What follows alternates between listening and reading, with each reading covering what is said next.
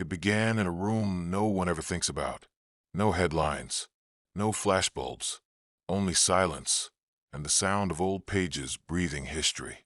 Deep beneath the University of Fort Hare, in a temperature-controlled archive, two junior historians were conducting a routine recataloguing. Just another weekday. Boxes marked Private Collection MM. Initials with no immediate significance. Inside, fragile notebooks, a worn ANC badge, yellowed letters, personal memos from the 1980s. Mostly overlooked history, until they opened one leather-bound journal, brittle at the spine, its cover dry with age. As one of them lifted it gently, something shifted inside the back cover. A hollow pocket, and tucked within, sealed and forgotten, was an envelope, unmarked. No date, no recipient, but on the flap were 4 handwritten words, "If they still listen." Beneath it, Nelson R. Mandela. The students froze. Breath hitched. A chill moved through the room that had nothing to do with the air conditioning, because this wasn't an ordinary document. This was a ghost speaking back. They didn't dare open it. Not immediately. Instead, a phone call. Then another. Within hours, the archive was surrounded by security and historians, not out of secrecy, but reverence.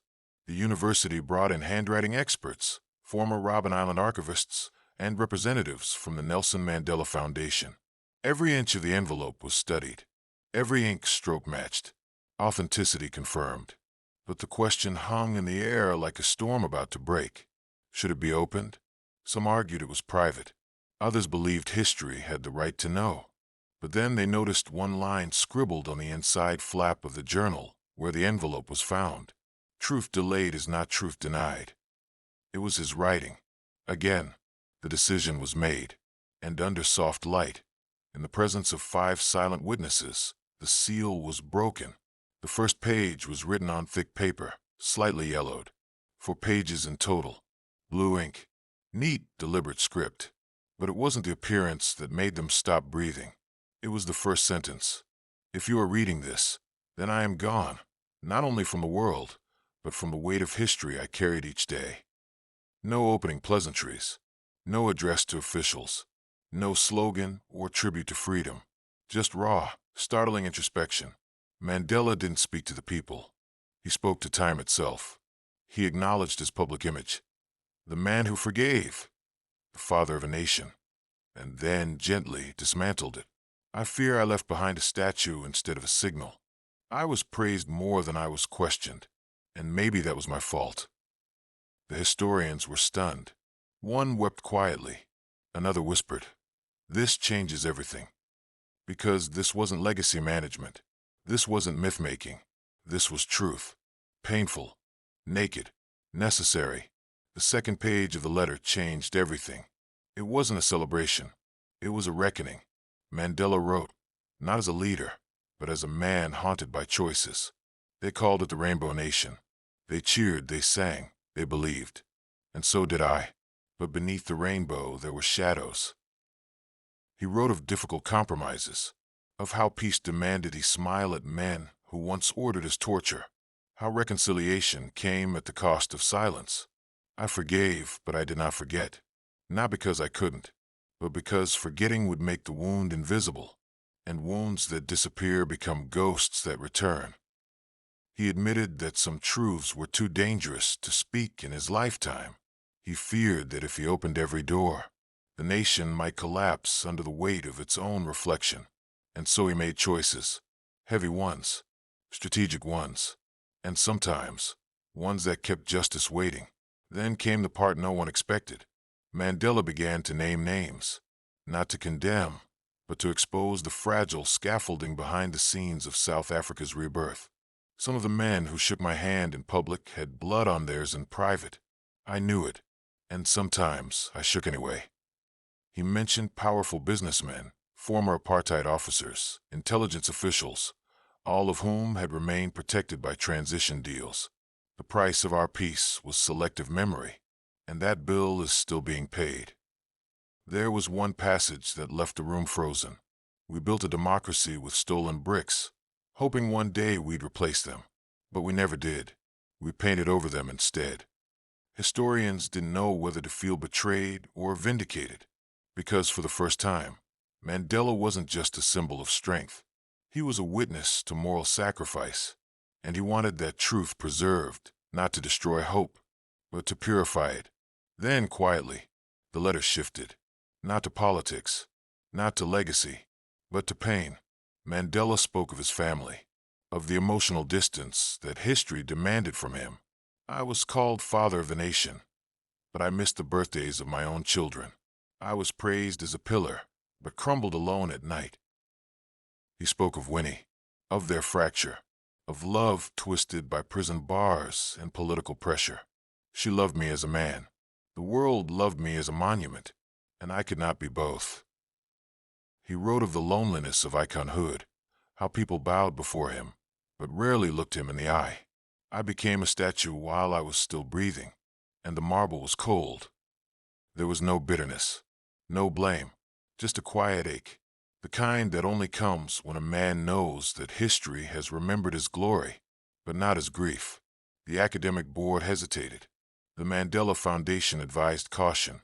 Some wanted to keep the letter sealed, private, sacred, too volatile for the public eye. But the words at the bottom of the final page were impossible to ignore. If truth must wait, then so must healing. Release this when the world is ready. And if it's not ready, release it anyway. So they did. At 9 a.m., a press conference was held in Johannesburg. No speeches, no dramatização, only the letter, for scanned pages, uploaded, printed, read aloud by a quiet professor with trembling hands. The media exploded within minutes. CNN interrupted coverage. BBC called it the letter that changed a legend. Social media turned Mandela's handwriting into a revolution. But it wasn't the confessions that struck hardest. It was the vulnerability, the cracks in the granite, the gentle collapse of the hero myth, not into ruin, but into humanity. This wasn't just Mandela's final letter. One journalist wrote, "It was the most honest conversation he never had time to finish." And around the world, statues remained standing, but hearts began to kneel. But truth doesn't come without tremor. Within 24 hours, the country was divided. Some wept, some raged, others accused.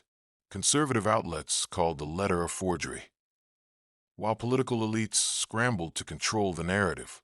He was old, they said, perhaps confused, perhaps manipulated. But the handwriting was authenticated. Every line cross-verified. Mandela's personal papers matched word for word, and the people, especially the youth, weren't buying the denial. Universities read the letter aloud in public forums. Street artists painted its quotes on walls in Soweto, Cape Town, Thatha. In Parliament, a heated debate unfolded. Should the nation honor this letter as part of Mandela's legacy, or protect the sanitized version they had built? And in the townships, where the rainbow had always been faded, the answer was clear.